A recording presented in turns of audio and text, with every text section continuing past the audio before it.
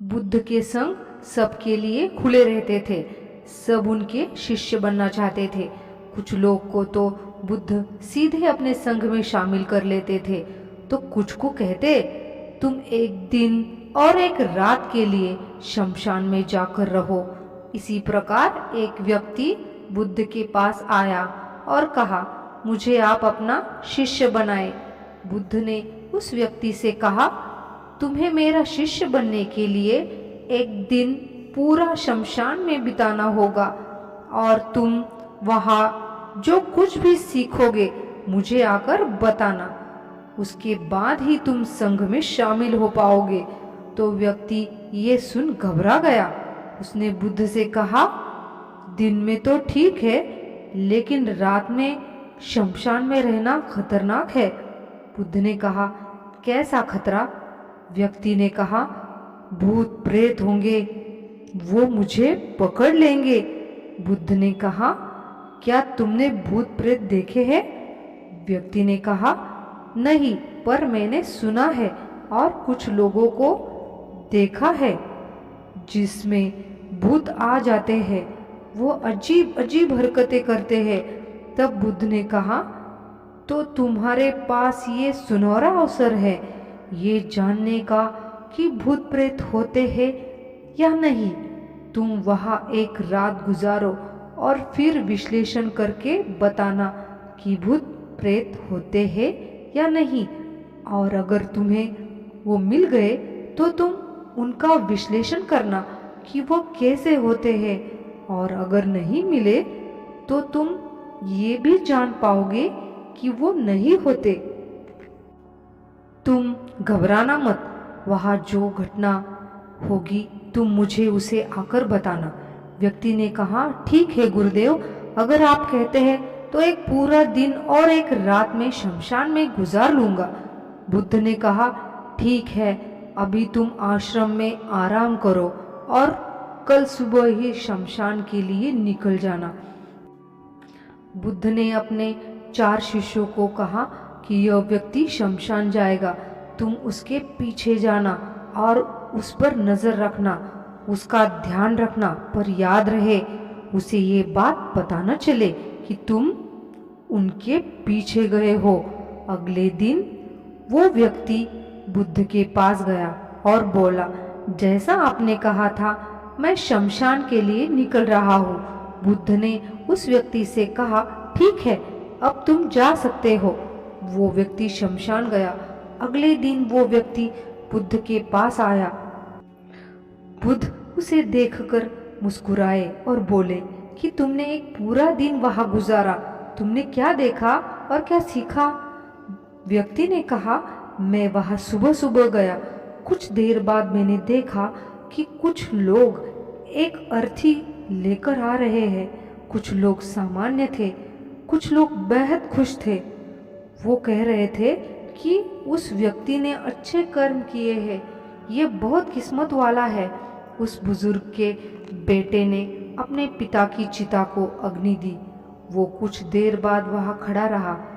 उसके बाद एक एक करके सब लोग जाने लगे। थोड़ी देर बाद वहाँ 2 और अर्थी आई, जिसमें एक अर्थी किसी अमीर व्यक्ति की थी जो बहुत सजी धजी थी।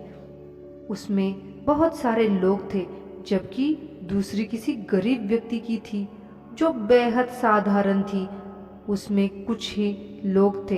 अमीर व्यक्ति की चिता चंदन की लकड़ी पर जलाई गई, जबकि और गरीब व्यक्ति की साधारण लकड़ी से।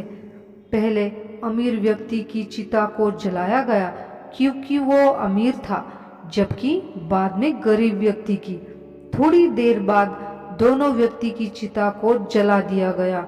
उसके बाद सभी लोग वहां से चले गए, लेकिन मैं वहीं खड़े उसे देखता रहा। बुद्ध ने कहा, तुमने उसकी चिता को देख क्या समझा? व्यक्ति ने कहा, बुद्ध, दोनों की चिता एक समान थी। उसके बाद दोनों उसमें जल गए।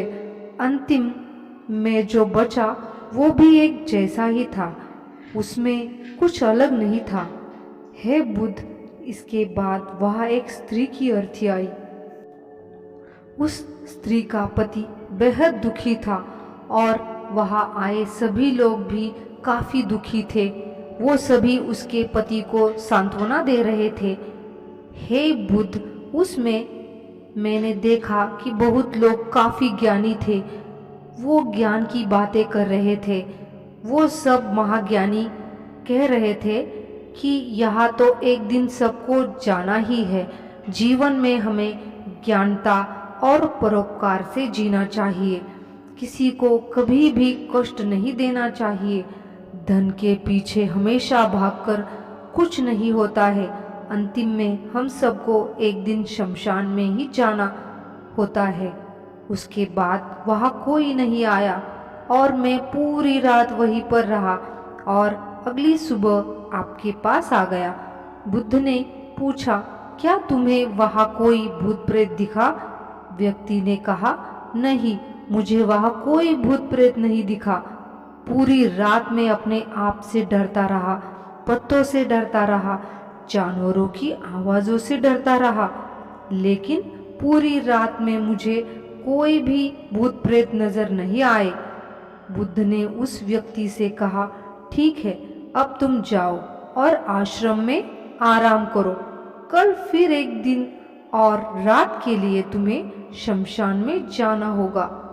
वो व्यक्ति ये सुनकर बोला, ये आप कैसी बात कर रहे हैं? आपके कहने पर आज मैं पूरा दिन वहां रुका।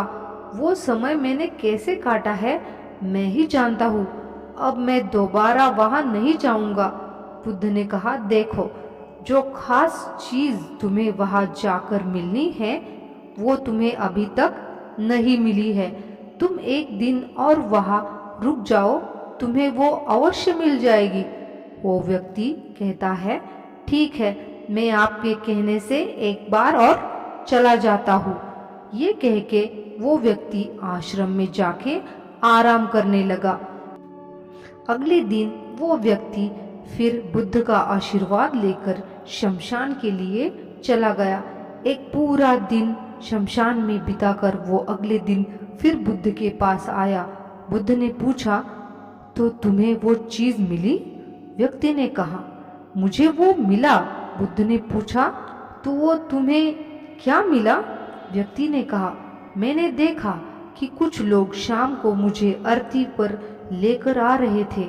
मेरे पीछे कुछ 15-20 लोग चल रहे थे और मुझे 4 कंधों पर उठा रखा। मेरे पिता आगे आगे चल रहे हैं। कुछ लोग मेरे ऊपर फूल फेंक रहे हैं और मेरे कुछ रिश्तेदार मेरे पीछे चल रहे हैं। वो लोग बहुत दुखी है। मेरे पिता और भाई भी बहुत दुखी है।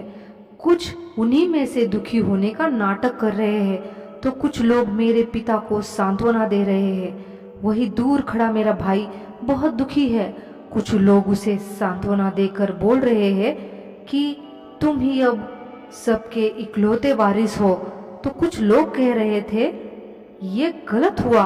वो लड़का तो अभी जवान था, अभी तो उसने कुछ देखा भी नहीं था और उसके साथ ऐसी घटना हो गई।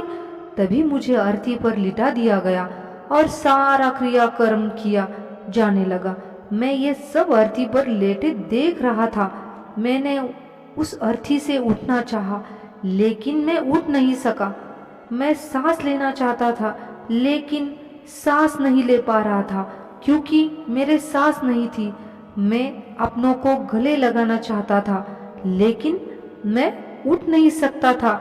मैं अपने भाई को गले लगाना चाहता था कि तुम माता पिता का ध्यान रखना, लेकिन मैं बस लेटा देख रहा, कुछ कर नहीं पा रहा।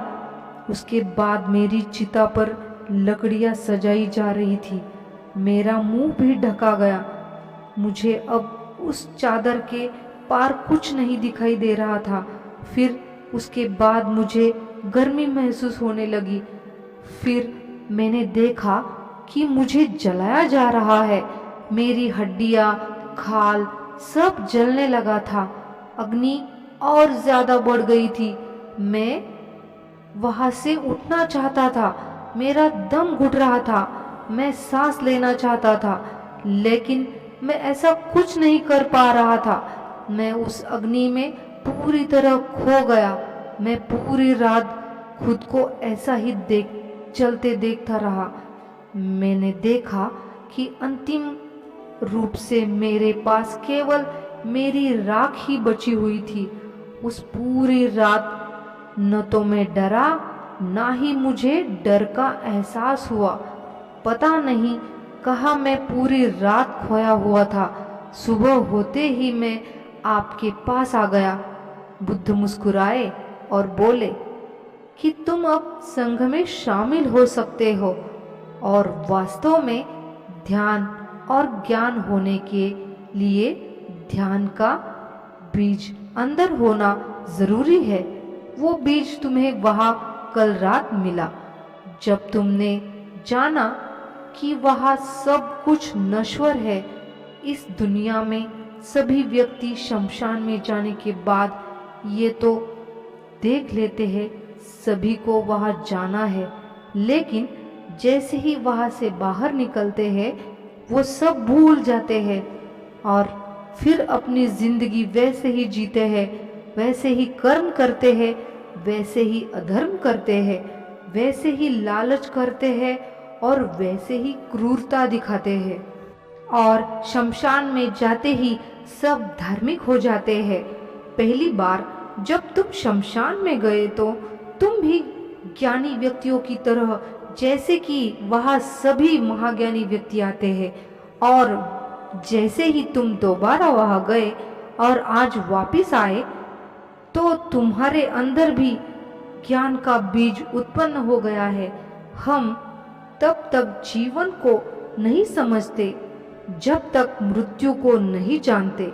जो व्यक्ति बीमार है वही स्वास्थ्य के महत्व को समझते हैं। जो ध्यान का बीज तुमने कल रात पाया है उसे तुम्हें लक्ष्य बनाना है, और ऐसा विशाल लक्ष्य तुम्हारे अंदर उत्पन्न होगा जो सभी ध्यान की छाव से परिपूर्ण रहेगा।